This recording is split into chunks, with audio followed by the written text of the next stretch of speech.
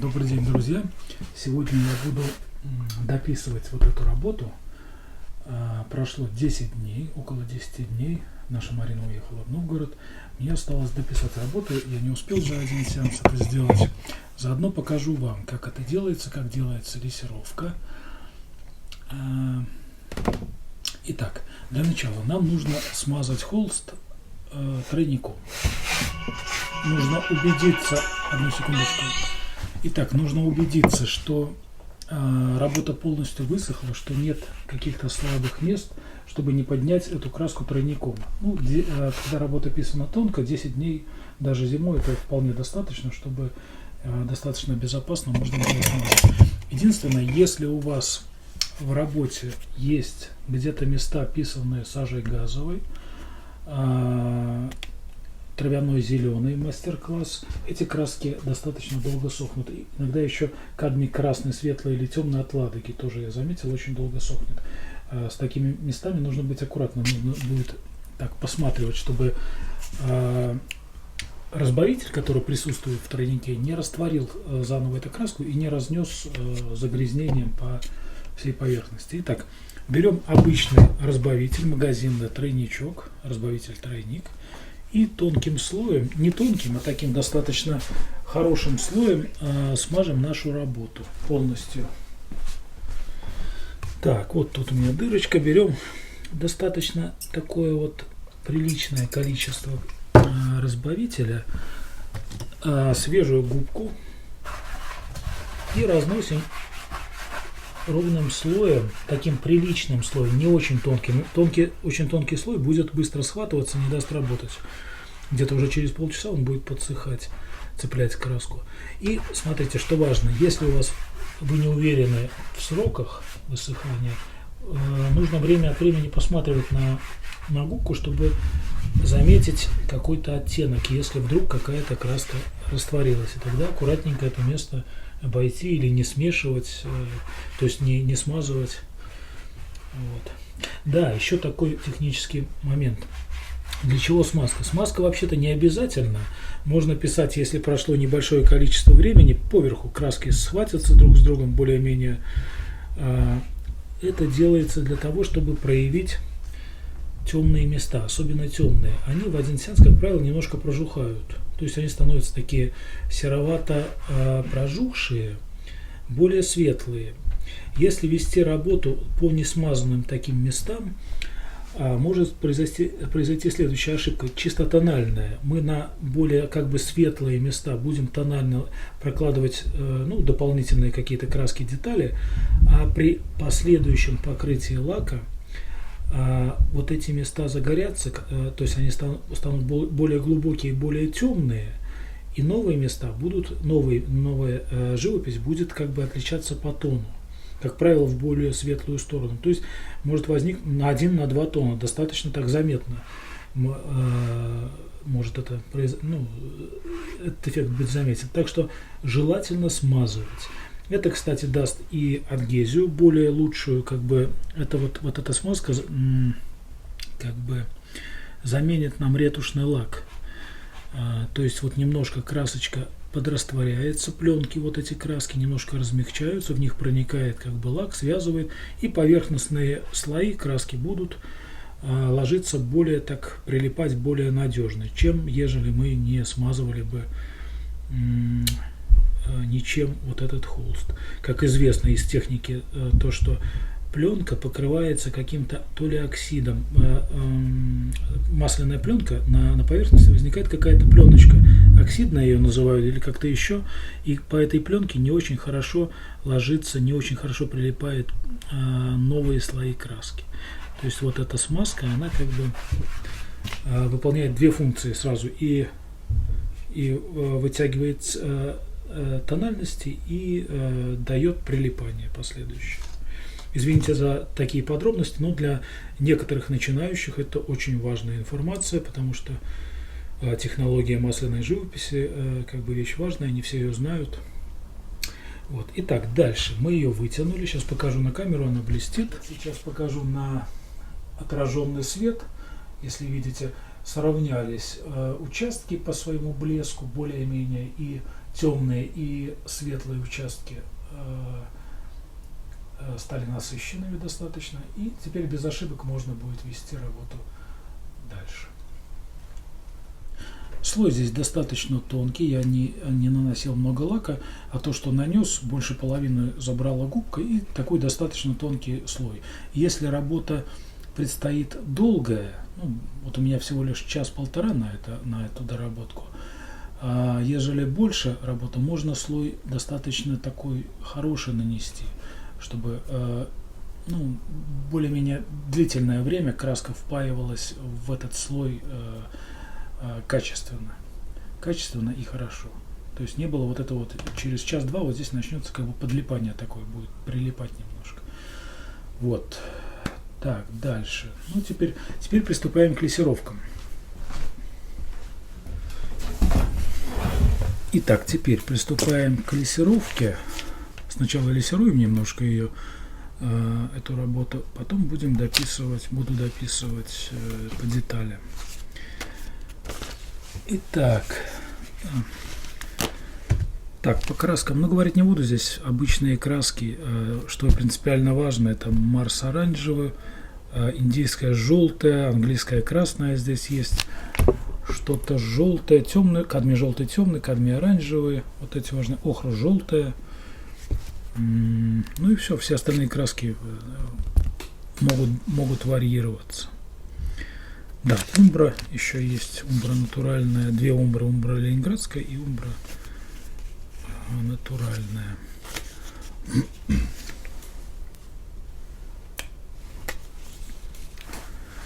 Так, здесь у меня масло подсолнечное для мытья кистей, сейчас уже зима, и кисти можно отмывать, ну зима, я имею в виду, не проветривается помещение, кисти можно быть обычным подсолнечным маслом, отмывать от старой краски. Вот. Ну, чтобы не было запахов. Вот оно прекрасно моет. Обычное подсолнечное маслице. Но единственное, что после мытья желательно немножко отжать кисточку, чтобы в смесях не было излишков именно подсолнечного масла, поскольку оно будет замедлять немного высыхание краски. Но если немножко попадет, не страшно. Это такое же высыхающее масло, как и подсолнечное, только немножко не такое прочное физически, механически не такое прочное. Да, работаем. Окраску разбавлять будем тройником. Вот он у меня засох. Так, сейчас этот открыть не получается. Работаем также. Второй сеанс желательно работать на тройничке. Или на двойнике, на смеси, которая содержит лак. То есть поверхностные слои, они будут тоненькие достаточно. И чтобы их укрепить, и чтобы вся та же пресловутая адгезия случилась, то есть хорошее скрепление второго слоя, лучше разбавлять краску с применением лака. Вот, в тройнике его достаточное количество, около 30% домарного лака, так что это нам позволит вести работу грамотно, технически. Итак, отмываем кисточку, какую-нибудь мягенькую, можно пошире взять, вот я не нашел такую, не очень большую. Отмываю прежде всего от белил, от грязи и от белил, от старых занятий, от прошлых занятий остались белила, вот, отмыли. Потом на каком-нибудь светлом участке можно взять для этого тарелочку, если очень качественные лессировки, можно взять пластиковую тарелочку, что-нибудь беленькое, или по фаянсу эту тарелочку отжалить. Вот. И на тройнике берем, замешиваем какие-нибудь оттенки. На белом, для чего на белом? Чтобы видеть количество, степень пленочки, которую мы будем наносить. На темной поверхности это очень трудно разглядеть количество, а на светлом это видно. Вот берем вот индийское желтое, например, пробуем где-то, вот можно побольше даже. Вот. Что такое лессировка? Лессировка — это покрытие работы вторым сеансом тонкими цветными пленками. Работа, как правило, на утемнение.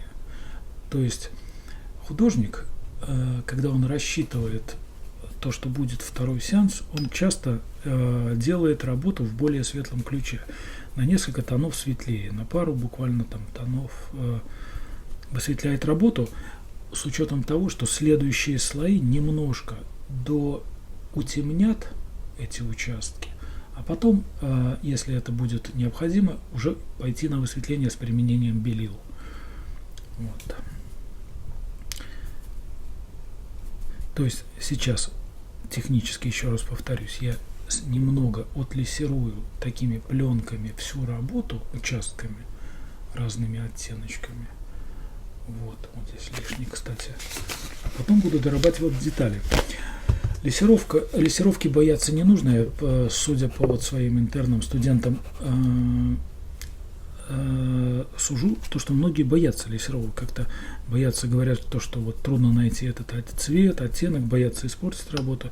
Бояться не нужно, если работа уже хорошо подсохла. Вот эти лессировки, вот, например, мне не нравится цвет, я ошибся. Под рукой тряпкой я стираю. Даже если какой-то оттенок еще остался, тут все-таки оттенок остается, можно смыть разбавителем или тройником, смыть до абсолютно первозданного состояния. То есть ошибиться практически невозможно в лессировках, эффект лессировки переоценить трудно.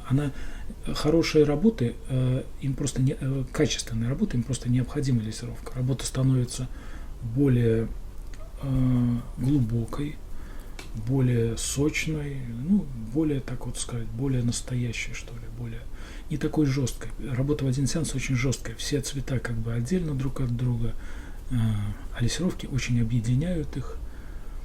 Вот. Так что рекомендую дорабатывать картины лессировками. Работа эта быстрая, где-то минут 20-30 и уже работа отлессирована. Но если работать деталями, то, конечно, уже немножко время работы становится больше. Что еще важно? Работать желательно, лессировать, особенно работы небольшого размера, лессировать красками лессировочными, то есть теми, на которых присутствует значок прозрачности. Сейчас я покажу какую-нибудь краску. Та же индийская желтая, это прозрачная краска, травяная зеленая прозрачная краска, зеленая и голубые FC, тоже это лессировочные прозрачные краски. То есть на тюбике, вот видно здесь или нет, я не знаю, прозрачный квадратик. Вот он. Потом идет пигмент, номер пигмента или смесь пигментов. И потом светостойкость в звездочках. 2-3 звездочки должно быть на краске. Это что касается малых размеров. Уже размеры побольше можно лессировать и с полупрозрачными. Полупрозрачный квадратик нарисован на тюбике. Или даже непрозрачными, кадмием и кобальтом. Если их сильно разбавить, большую работу можно лессировать. Это будет при ближнем, так сказать, если внимательно посмотреть, будет заметен этот пигмент. Он очень кроющий, он такой вот как такой грязцой будет крыть. Но, тем не менее, вот не будет такого чистого эффекта, вот как будто это пленочка такая, прозрачный какой-то цветное стеклышко. Такого эффекта не будет. Но цвет будет менять. И кадмии натуральные, очень кроющие, они будут все-таки менять в нужную сторону работу. Вот я краплак попытаюсь сейчас добавить в индийскую. Да, можно, естественно, можно смешивать между собой эти краски.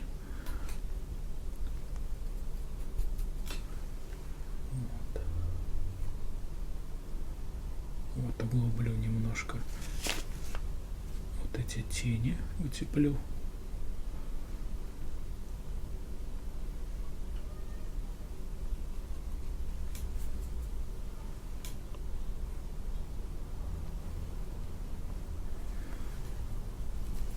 Вот этот кустик, он такой немножко прожух. Немножко возьмем, попробуем краплаком его.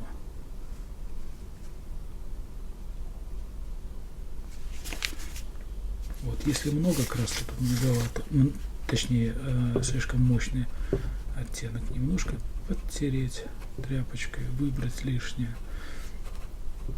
Более того, чем хороша лессировка, особенно когда рисуем объемные предметы, ну там, ну, к примеру, яблочко рисую. Вот лежит желтое яблочко, берем, подкрашиваем его там тем же, ну, я не знаю, там, если оно зеленое, например, лессировочный травяной зеленый, полностью, тонким-тонким слоем. Оно утемнилось, оно стало сочным, зеленым. А потом мы взяли светлые участки, протерли немножко. Слой остался, какой-то слой на том месте, где мы вытерли, зелененький, то есть эффект лессировки остался. Но его меньше, чем с теневой стороны. Тем самым мы еще поработали на объем.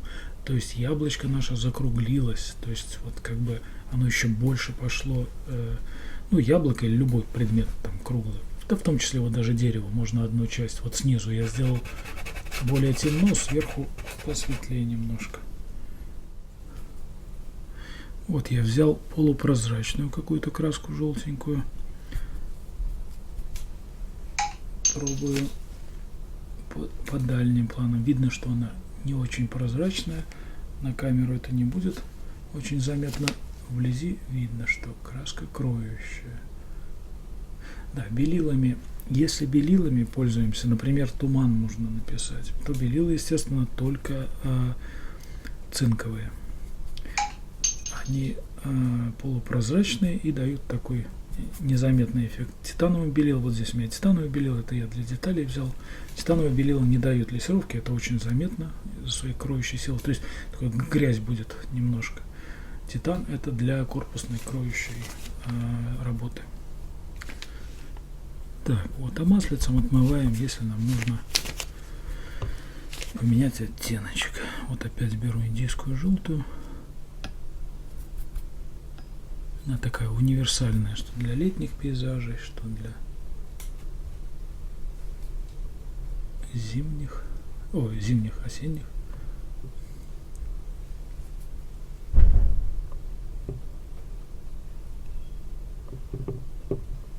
Пробуем травяной немножко пройтись. Тоже очень хорошая лессировочная краска. Вот берем, создаем пленочку такую слабенькую. Вот. И кое-где проходим травяной.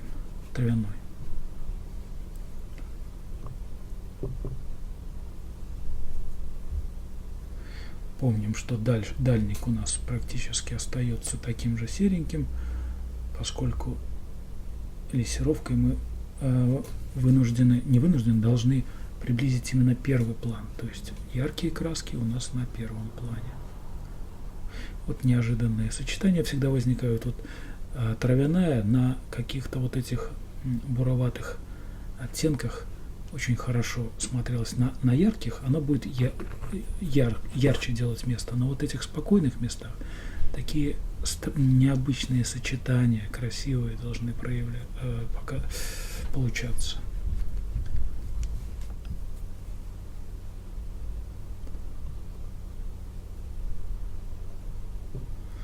Так, вот выделим вот эту березку, отделю от дальнего плана.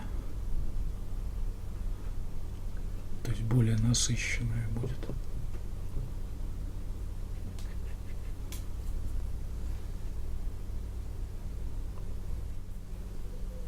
Вот здесь нет белил, это что важно, тоже для начинающих. Извините, опять же, еще раз извинюсь за излишние, возможно, подробности для более опытных художников.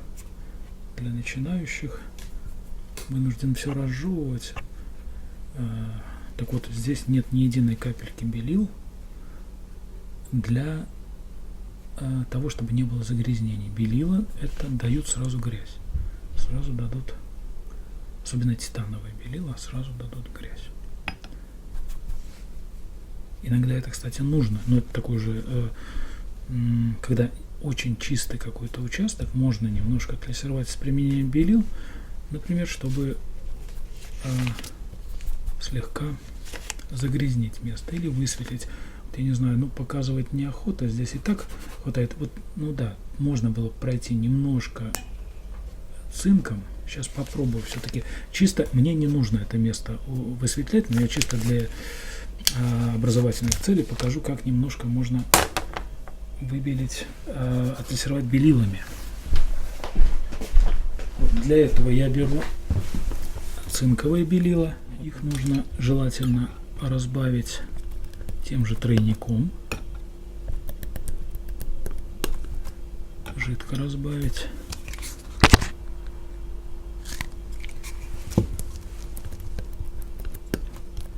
Вот так вот. Вот они. Они в 2 или в 2,5 раза, уже не помню, прозрачнее титана. Так, вот возьму какую-нибудь отдельную кисточку. Также отмою от грязи.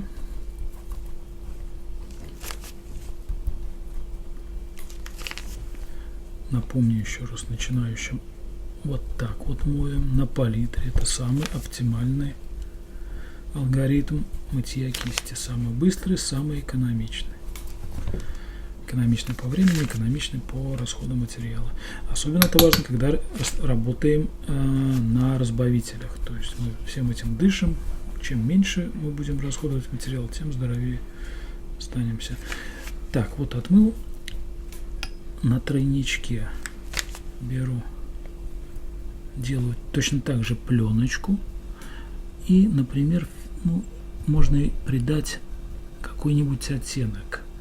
Ну, тот же, я не знаю, фиолетовый, что ли, попробовать. Вот берем Краплак и FC. Это две лессировочные краски. Надеюсь, видна палитра? Да, видна.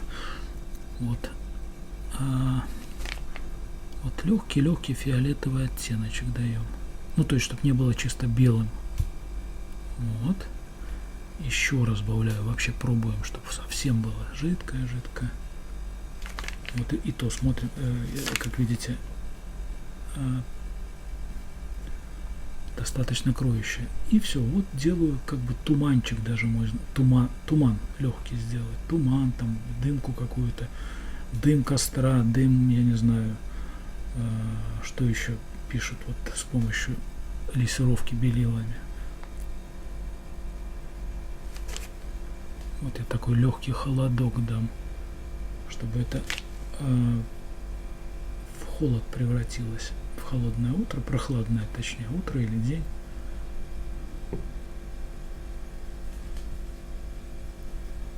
Точно так же, если что-то лишнее, сразу тряпочкой снимаем, ошибиться невозможно. Так что смело пробуйте лессировки, вещь шикарная, быстрая и очень эффектная.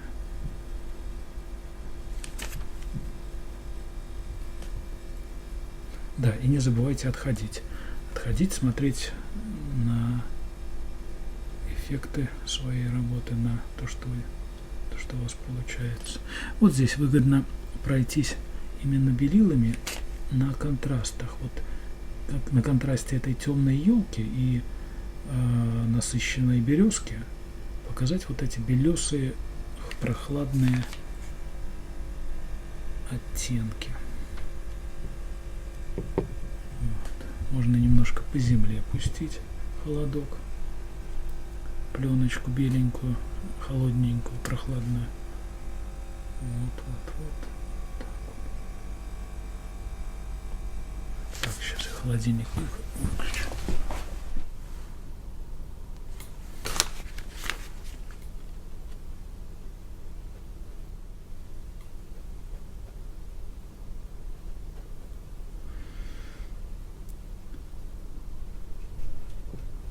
Даже можно дальние елки за сереньким пройтись каким-то, если они слишком контрастные, слишком темные места, то есть сбалансировать еще по тону работы. То есть вот я прям по этой елочке попробую пройтись вот этим же сереньким серо-фиолетовым цветом, белесым, чтобы тональности были разные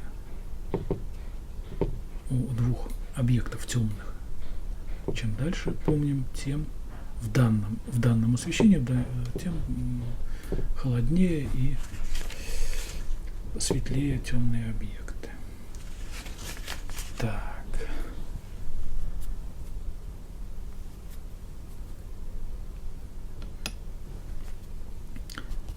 Еще раз напомню, лучше всего это делать мягкими кистями, какой-нибудь синтетикой.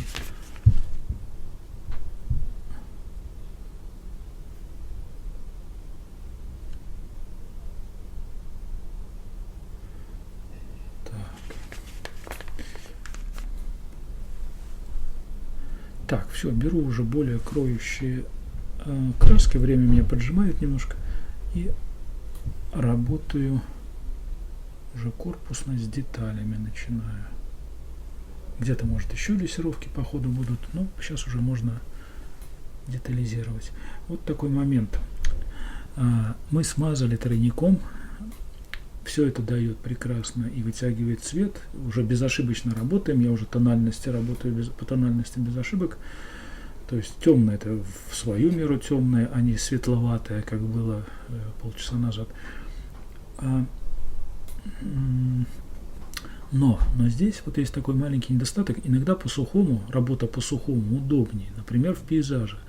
Вот показать вот эту мелочевку всю, травку, что там, листики, проще, когда холст не смазан, когда не скользит по нему краска не впаивается в углубление холста, там текстура и так далее, а остается рваненько, кладется сухо. Здесь все-таки по смазанному это не очень удобно. Это такой, небольшая трудность именно в пейзаже. Вот пейзаж часто художники пишут чисто второй сеанс по сухому, несмотря на такие небольшие технологические ошибки, то есть не ошибка, а компромиссы. Вот, так удобнее. Вот я хочу, например, штриховкой показать какие-то листики, а у меня все смазывается, как по жирной сковородке, все это плывет. Но вот зато технологически эта работа будет правильной, простоит, больше на много лет, чем работа по сухому с нарушениями. Так, все, беру титан, все, уже начинаю идти уже на высветление. Картина у нас немножко затемнилась за счет того, что лессировки были. Сейчас можно деталями ее высветлять, идти на высветление. Где-то на затемнение, если этого не достает, но сейчас уже. Да, вот там, где есть текстура, сейчас я покажу на камеру, уже палитру, наверное, показывать не буду, здесь все понятно. Итак, вот, возможно, это видно. Там, где есть текстура, вот краска у нас от прошлого, она более выпуклая, чем текстура холста, и на ней, на выпуклостях остается вот эта пыльца новая, которую я набрал краску, она сбрасывается по верхушкам. И то есть остается не чистым пятном закрашивается, а виден вот этот еще подмалевочек, то есть первый сеанс, краски первого сеанса. Вот. Это хорошо. То есть можно еще делать как бы текстурный. Художники часто делают акриловый подмалевок, выпуклый такой, с текстурами, а потом уже буквально через час можно работать сверху уже маслом с учетом вот этих вот первых слоев с текстур акриловых. Единственное, такой момент важный, если сделали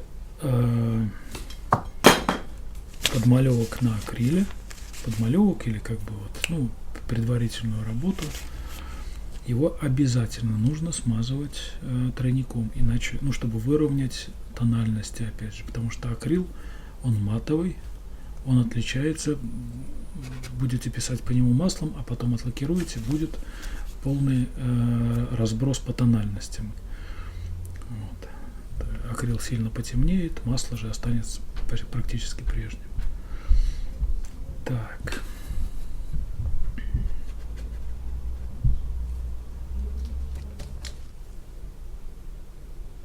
Да, все тонет. Попробую опять же строительной кисточкой поработать.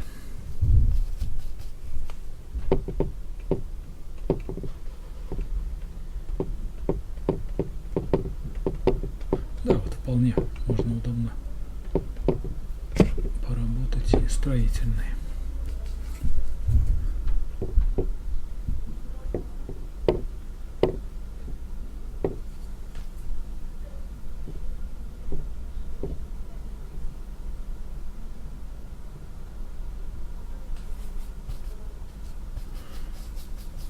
Опять же, оттенки берем спокойные.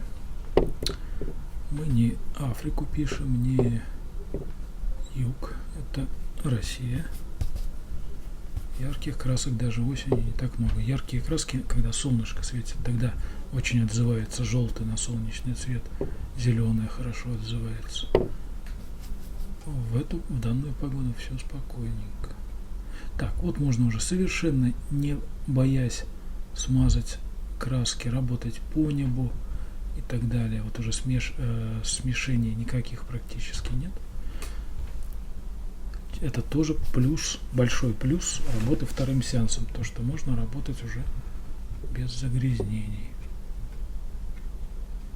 Так, вот здесь я смотрел свежим взглядом сегодня на работу, не хватает все-таки большие куски вот эти неба, можно немножко его слегка спрятать, то есть распушить еще какими-то листьями.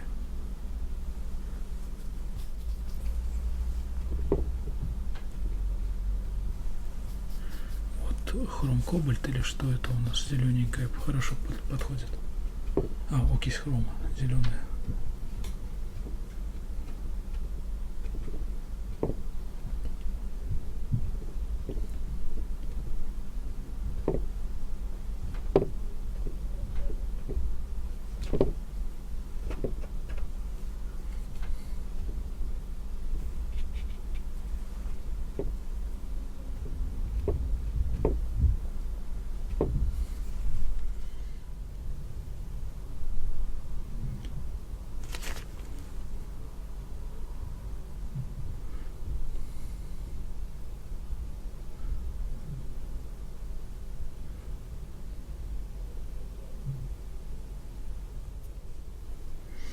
Да, очень полезно переводить, фотографировать и немножко смотреть в черно-белом режиме. Вот здесь я сфотографировал, вижу, что не хватает вот здесь темноты под кустиками, где-то вот здесь, вот в этом массиве, вот здесь вот темноты явно не хватает. Дальник более-менее нормальный. Вот, что я сейчас и сделаю.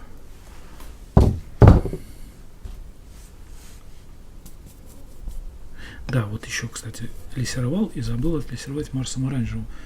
Это тоже хорошая краска, тоже кое-где можно вот такую вот сочно-коричнево-оранжевую красочку проложить. Вот. А при смеси Марса оранжевого и травяного получится что-то такое, не такое горячее, но тоже лессировочное. Вот сюда темноту заведу немножко.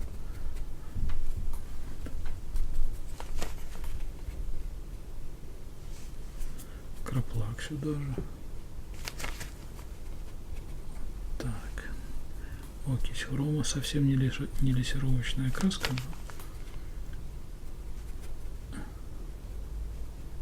Вот так. Жесткости можно немножко жесткие вот эти краски чуть-чуть снять, промокнуть вот так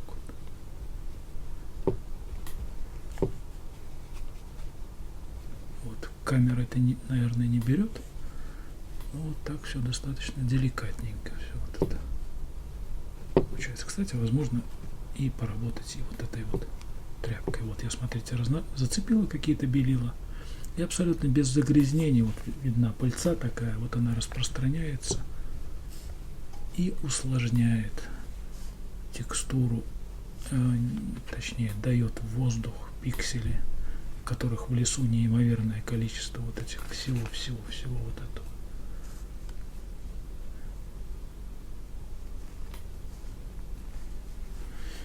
Так, здесь еще чуть-чуть, как камертон, добавлю умброчки, вот прям поверху умбра, и палитра не видно, но вот я озвучиваю умбра и голубая FC, опять же, вот кое-где таких самой мощной темноты вот в эту елку, вот прям под эту лапу подложить. Это наша исходная точка тональности, вот это самое темное место в работе. Самый темный участок, вот низ елки. все остальное светлее, светлее, светлее. Вот.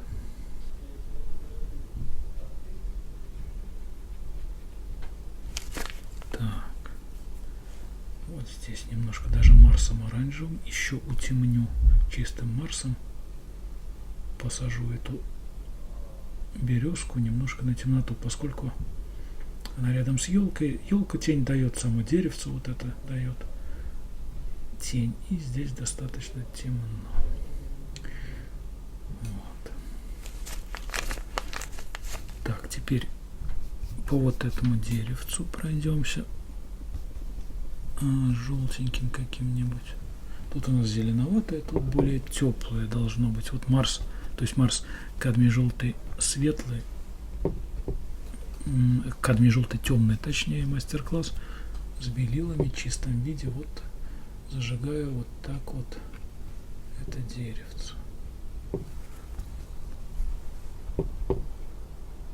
И тоже вот напоминаю, нужно вращать инструмент, чтобы не было заштампованности.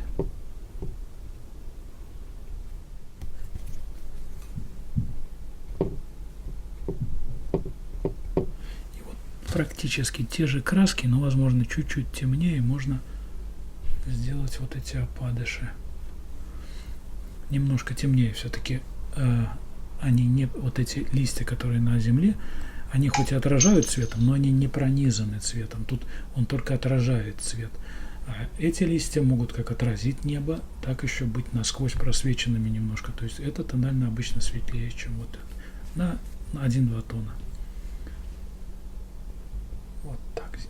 Вот так. Но не ярчим, а контролируем. Смотрим всегда на впечатление. Очень важно, не забываем, сразу должны быть, вот как я уже там часто говорю, сразу несколько потоков мысленных.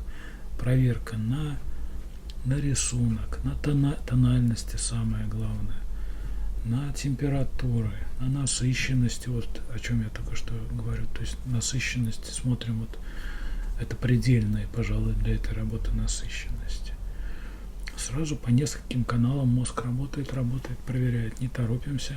Дальше с опытом это все проходит, мы просто этого не замечаем. Мы вообще думаем, даже вот как я работаю, я обычно радио слушаю или что-нибудь там, что-то, YouTube какой-нибудь, а руки работают, и это все быстро приходит. Вот именно вот эта работа с цветом. Так, по стволам немножко пройдемся, зажгем их. Напомню, не холодным, теплым. То есть в тон неба фиолетово охристая краска. Вот так, без давления, также, чтобы рвалась красочка немножко на пиксели, на фрагменты, на... Вот, и желательно по темным местам. Вот смотрите, по теням, поскольку вот на светлом месте ствол не будет виден, ну точнее его может вот в темном месте он и будет заметен, он внутри. Вот темное место, вот оно, вот сюда его заводим, вот, чтобы он оказался внутри.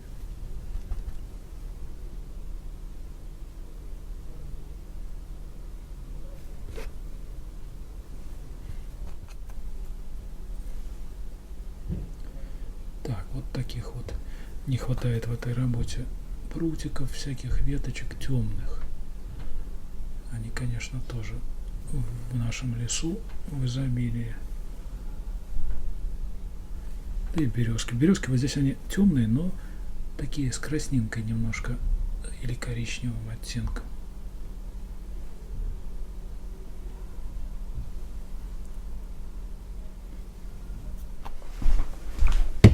Вот для мелких деталей можно использовать такой инструментик.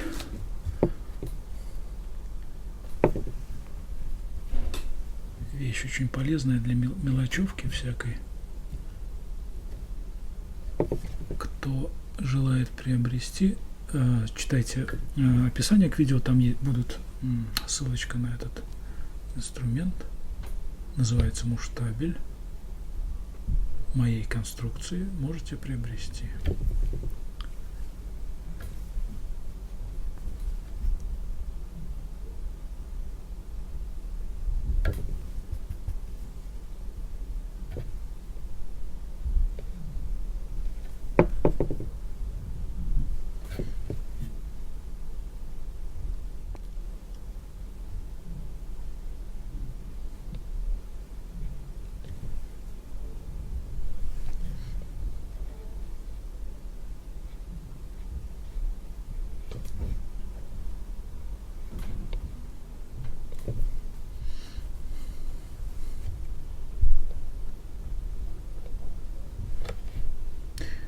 чем хорош второй сеанс, краска долго не грязнится. Вот мы выбрали один цвет и можем спокойно его разносить.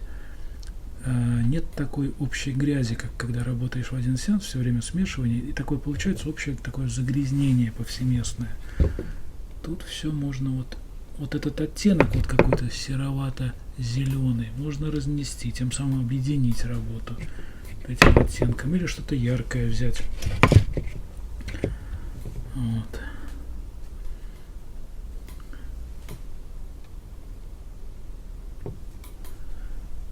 Или что-то яркое разносить, желтое, вот, например, листья, они не будут гаснуть. Вот сейчас я с этим буду деревом работать, оно будет писаться без грязи.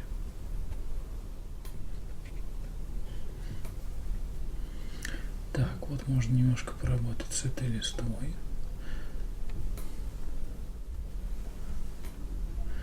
Немножко разлохматить вот эту, вот она как морковка стоит, немножко дать асимметрию и высветление. Она достаточно темная, можно высветлять. Вот и здесь кадмиями разными, без белил. Поскольку деревце к нам близко стоит, оно сочное, точнее насыщенное. Краски насыщенные, но не яркие. Все время с каким-то подгрязнением краски. То есть или английской красной, или чем-то еще немножко, чтобы яркими были единичные листики. Процентов 70, 80, да и 90 спокойным цветом. Вот как сейчас. Вот без вот этих оттенков живопись, не живопись, без вот этих спокойных красок. Это кадмий желто-темный и английская красная. Без белил. И сразу же можно вот эти оттеночки. Работать нужно действительно вот так вот системно. Я сейчас вынужден еще разговаривать, думать, что сказать. Забываю. На самом деле более грамотно работать. Вот так. Вот основное сделал. Краски еще полно, особенно вторым сеансом, она чистая, хорошая. И вот эти оттеночки сюда, объединил. Связки цветные. Да и работа так быстро идет. То есть не участок какой-то работается, а вся картина целиком, как и должно быть. Работа должна желательно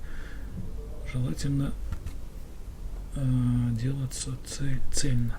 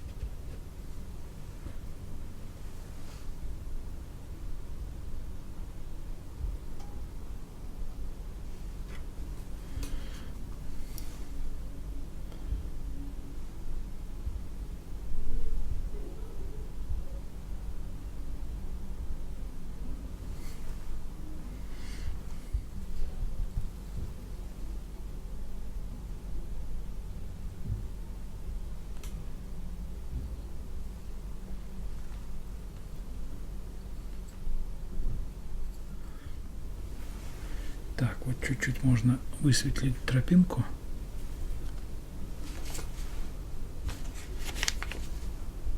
Вот она немножко подтемнела.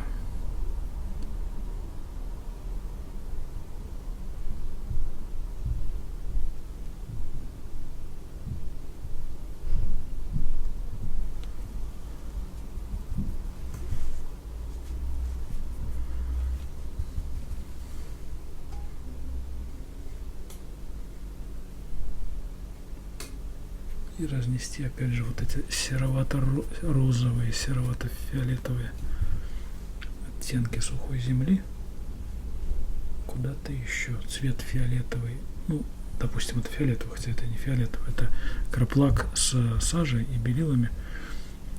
Уж больно ценен в пейзаже, его мало. В пейзаже он очень ценится.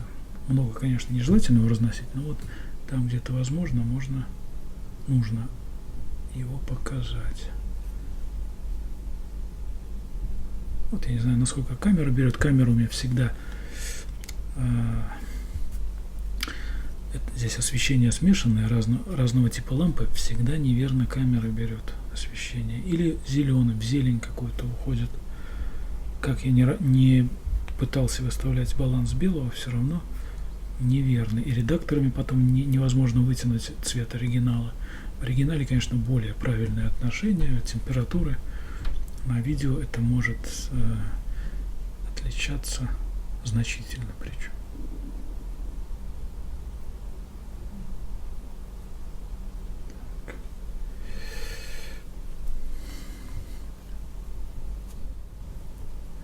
Вот краплак, сажа. Сажа немножко. Сажа это специя, так скажем, в масляной живописи. Она очень хорошо облагораживает оттенки, но только в том случае, когда ее мало. То есть это как соль или еще что-то. Когда чуть-чуть, это хорошо. Когда ее перебор, это уже все. То есть она тогда живопись серая становится, не цветная. Вот.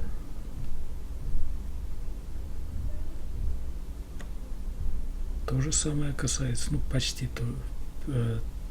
тоже можно сказать и о белилах. Конечно, белил больше в живописи, потому что все-таки мир он светлый, скорее светлый, чем темный. Но с белилами тоже аккуратно. Их тоже нужно не работать в совсем выбеленном регистре, а в таком ближе к среднему, усреднять немножко. Вот я покажу. Вот белила. Вот они белила. Вот. Здесь нет таких мест, которые написаны белилами. Вот. То есть, да и то картинка в принципе светловатая. Можно еще немножко на каких-то пару тонов темнее писать, как писали великие. Они пишут так вот очень сдержанно. Зайдите в музей, в Третьяковочку или еще куда-нибудь. Прикройте от луча, ну, картины почти все подсвечены такими прожекторами маленькими, точечными. Закройте от этого луча поверхность картины. Вы увидите, насколько темные краски, насколько они темные. Там охра сплошным участками, то есть вот, ну, очень сдержанно. Белых мест нет вообще. А кажется, что белое, белый свет вписан. Так что...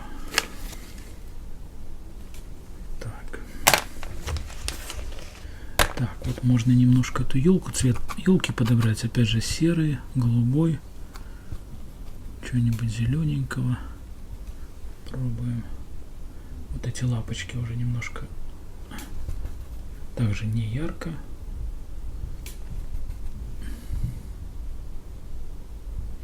Забыл я, какой там цвет. Желательно можно посмотреть в интернете или где-то вот цвет елки. Но она не зеленая. Зеленая она бывает в редких случаях на солнышке, когда она молодая, когда цветет. Так она серенькая, голубенькая.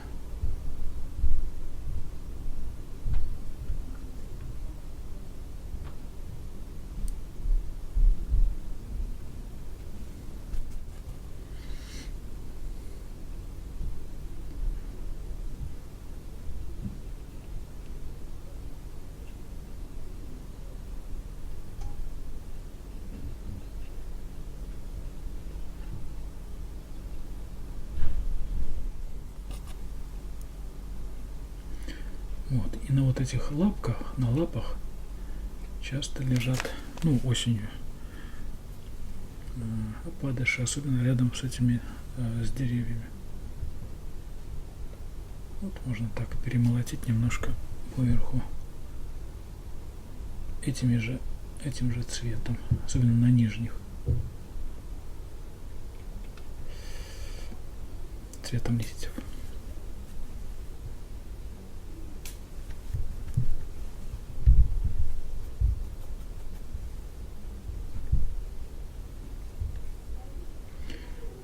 Вот, и опять же системность. Системность, вот я поработал, и то, о чем я часто забываю, особенно когда тороплюсь,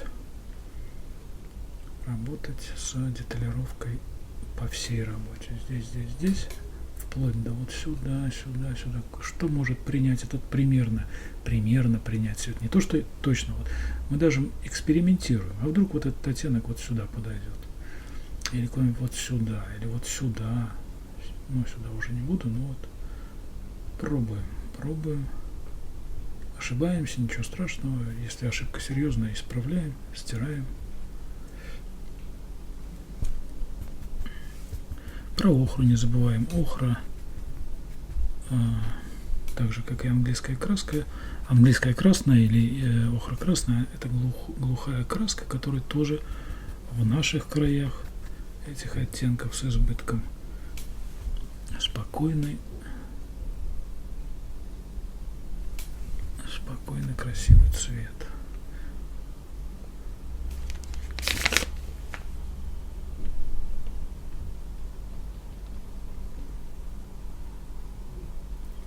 Работаем по форме я имею в виду не так как-нибудь, вот в данном случае я показываю легкий склон, и не забываем о линейной перспективе. Вот здесь мазочек крупный, дальше, если это намек на листики, он становится мельче. И здесь исчезает уже в полосы, превращается в полосы в какие-то.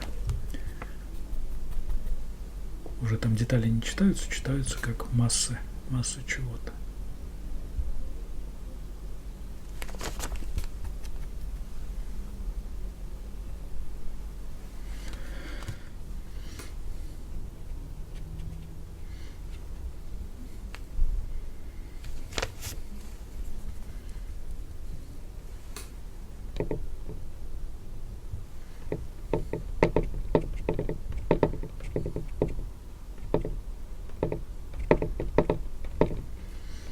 Зеленых оттеночков, таких грязно-зеленых, не ярко-зеленых, в эту желтизну, чтобы вот сразу прошелся, но сразу богаче стало. То есть появились холодные оттенки. То есть не пишем все чисто теплым. Иногда должны быть холодные, более холодные оттенки. Ну, как исключение, можно какие-то вещи писать чисто теплыми оттеночками. Вот.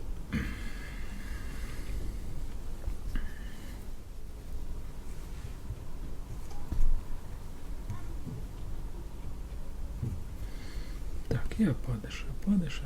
Также можно поработать вот этой же или той же кистью, с которой мы начинали, помню, с Мариной. Вот такой рваной кистью, резаной точнее.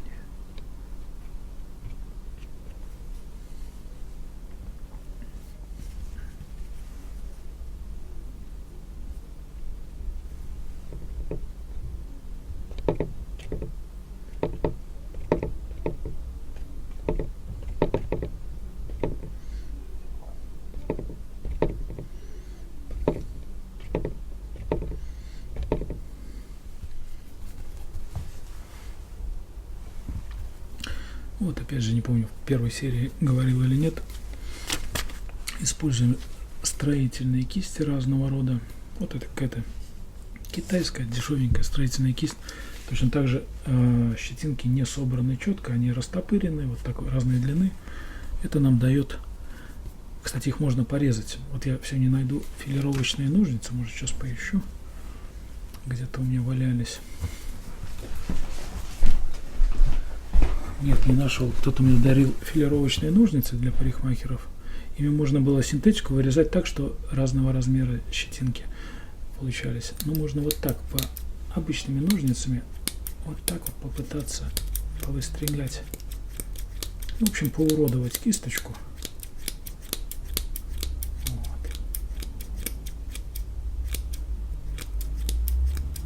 Вот, поуродовали, отфилировали. Так, по-моему, так это называется.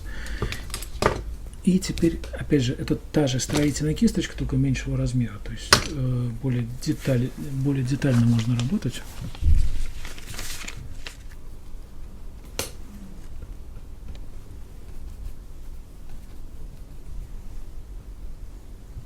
Вот так уже там какие-то дальний план, более мелкие.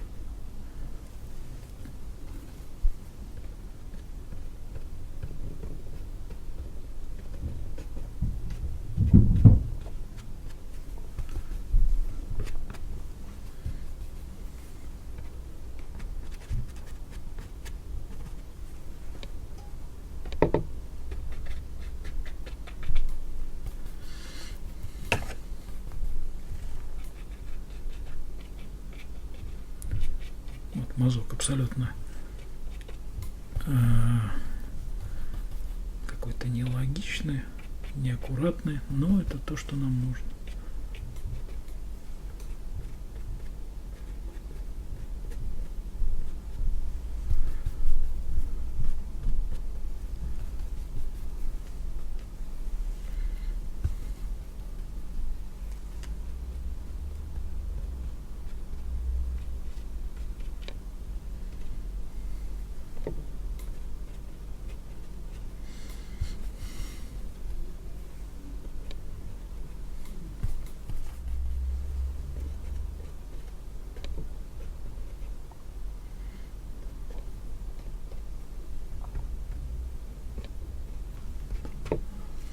Да, можно к небу вернуться немножко, ненадолго. Опять подобрать этот оттенок, и, возможно, чтобы продышалось вот это деревце немножко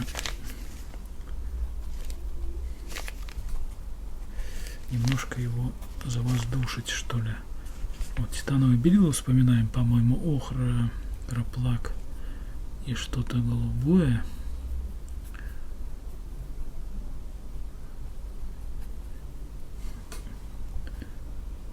Так, пробуем тональность.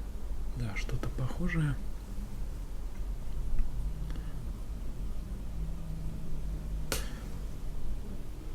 Вот, можно подырявить, немножко завоздушить дерево. Опять же, хорошо, особенно если мы не лессировали, сразу начали, абсолютно не смешивается с пигментами. И вот эти жесткие, вот это небо очень жестко тогда бы смотрелось. Главное правильно подобрать вот этот оттеночек.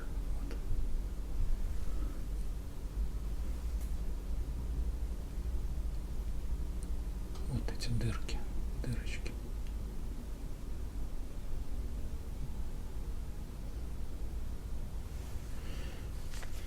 Вот можно маленькой кисточкой это делать, какой-нибудь.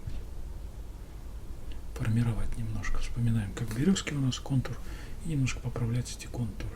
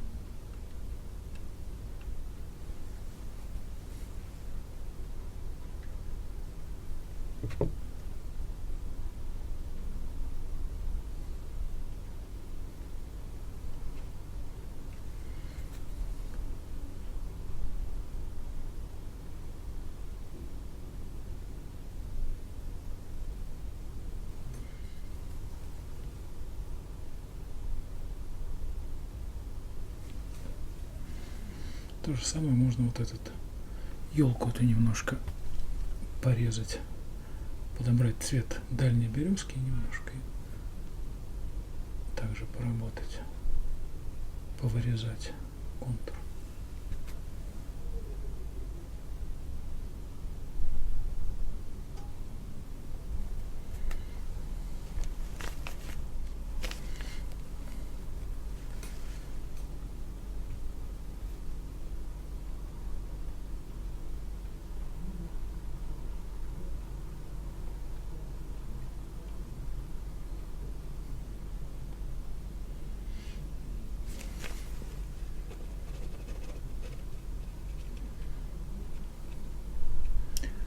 Чуть-чуть смягчу вот эти жесткости.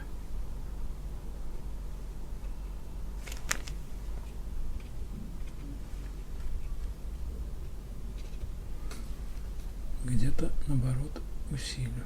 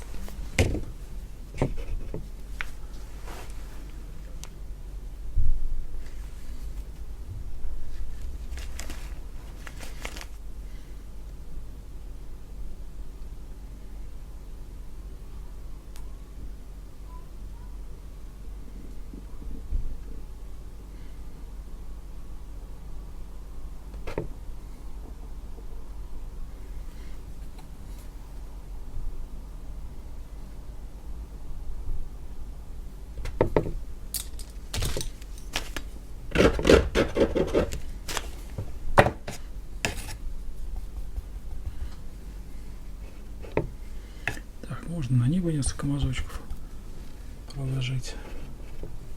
Небом тут почти мы не занимались.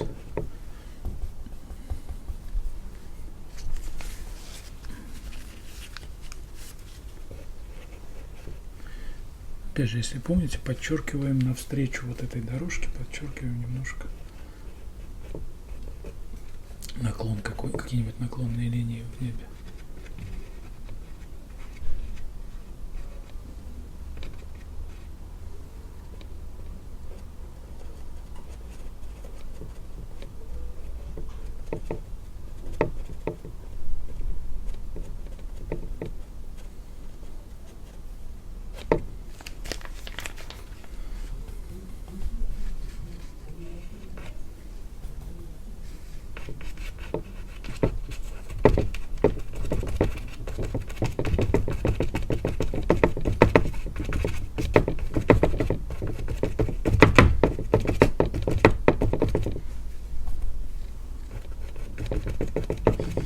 Такими мазочками как бы делаем сырое небо.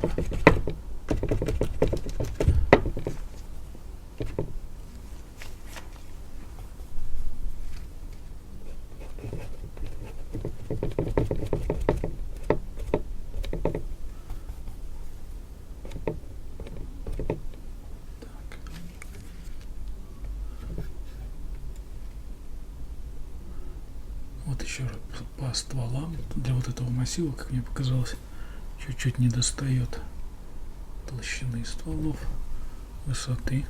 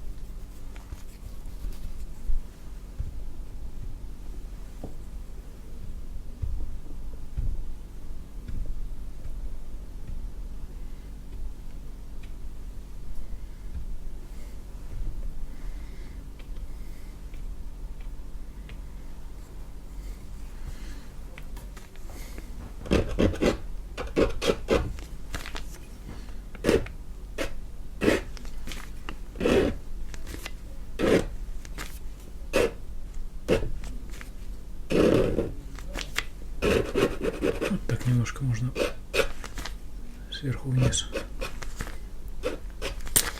подразрушить немножко. Опять же, те же пиксели, краска растянется.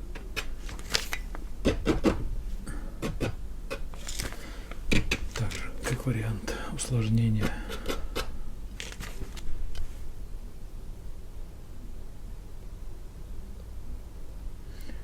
Вот, уведем туда дорожку, тропинку.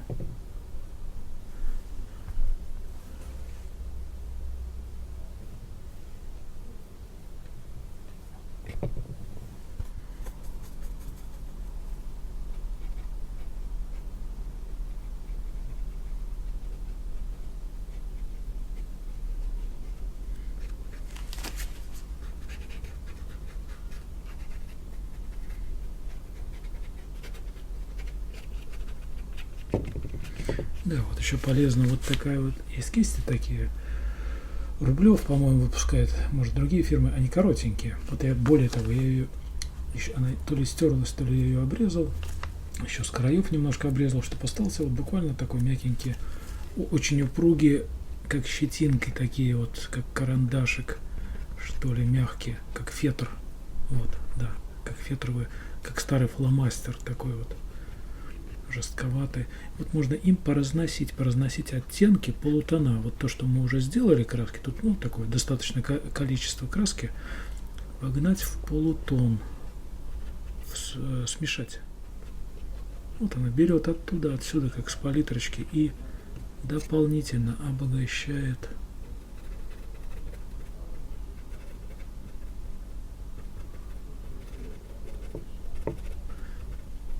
создает живопись, именно полутона, вот из вот этих достаточно насыщенных красок.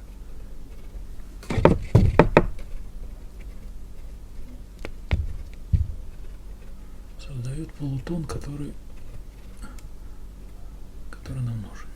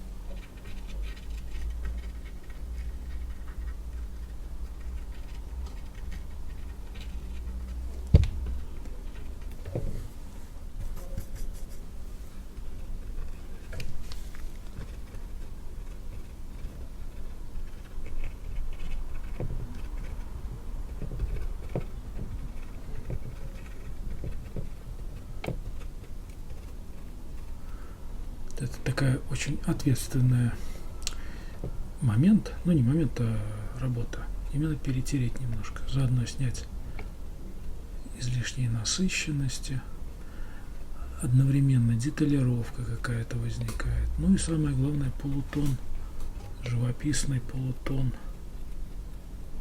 необходимая грязца.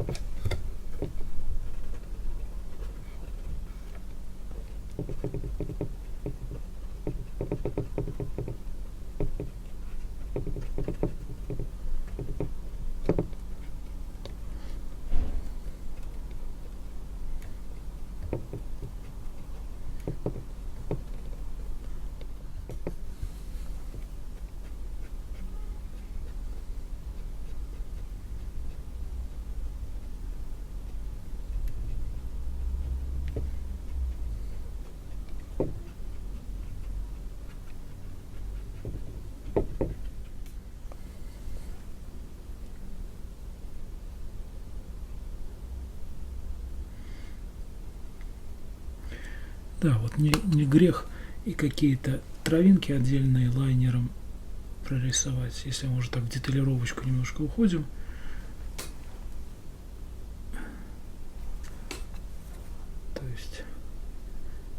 Можно и такие опуститься и до таких мелких деталей, как отдельные травиночки.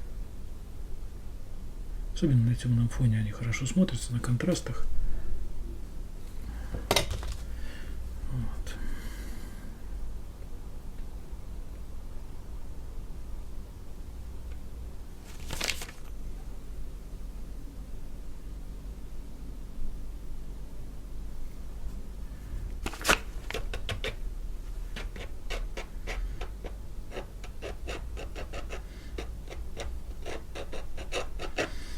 Вот еще как вариант есть мастихина с зубчиками, такие маленькие зубчики, насечка. Вот можно и им попробовать кое-где что-то подразбивать, намек на травку сделать.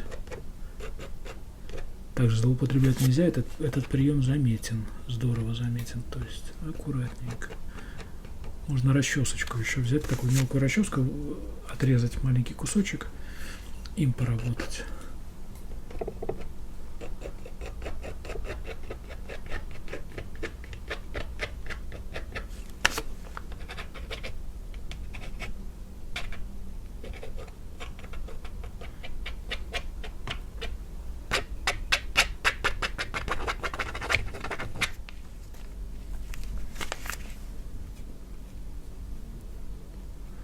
Чуть-чуть можно смягчить какие-то места дальнего плана, чтобы не пестрили, чтобы на их фоне более четко, как бы более контрастно передний план смотрелся. Вот это, например, дерево, вот это.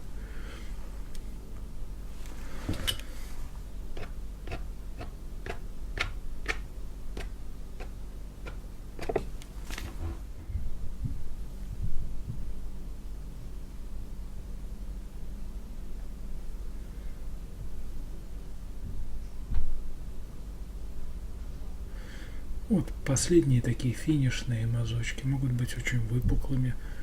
Вот какая-то желтая краска, не помню какая, типа кадмий желтый светлый.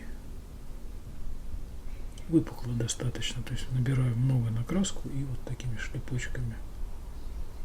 То есть мы приближаем, тем самым создается эффект приближения мозгу, ну не мозгу, а зрителю, его сознанию будет более понятно, что эта березка ближе. Хотя и так понятно, но это как дополнительный такой эффект, не эффект, а дополнительный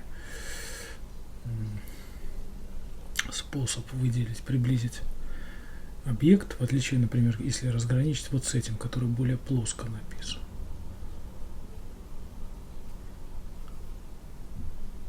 У Рембрандта, например, портрет можно, как говорят, за нос потрогать, взять. То есть настолько выпукло, много краски на передних объектах, на бликующих. А дальник, конечно же, более спокойный, более гладкий, более плоский.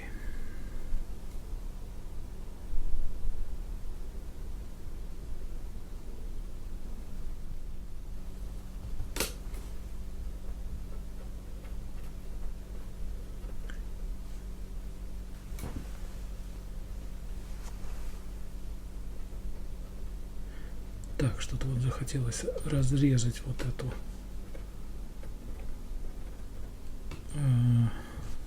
квадрат, что ли, увести туда дорожку вот каким-то серовато-голубоватым оттеночком. Я это делаю.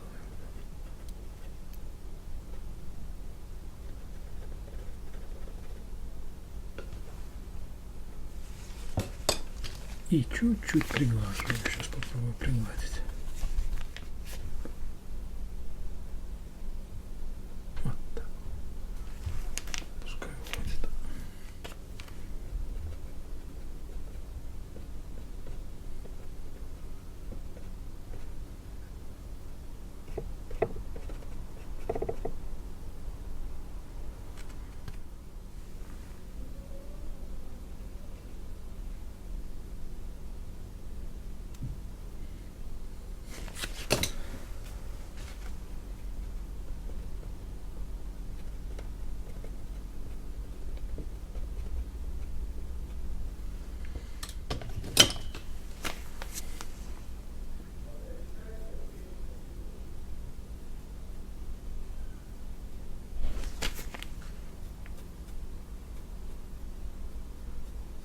Вот еще раз чуть-чуть прохожусь.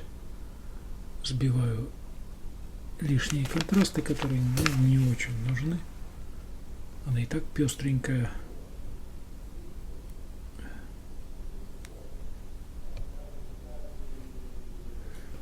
Вот.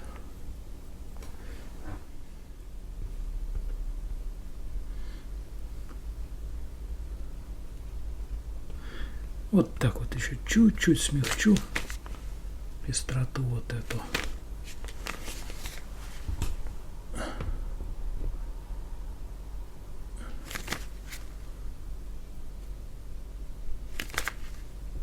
Сейчас сфотографировал, немножко пестрит. Чуть-чуть вот это согну. Пестрость. И все. Неожиданно много занял этот второй сеанс. Около 2 часов, наверное. Ну, чуть меньше, да, около 2. Но это связано с тем, что это все же осень, и здесь много очень контрастных деталей, по которым нужно работать. Вот это вот все. Нет таких сплошных заливок, как, например, в летнем пейзаже, вот таких вот, когда просто много площадей. А тут все очень контрастно. Желтое, зеленое, какое-то сероватое, голубое. Все это пестрит. И это чисто вот заняло много такой физической, ну, точнее, механической работы рукой. Вот.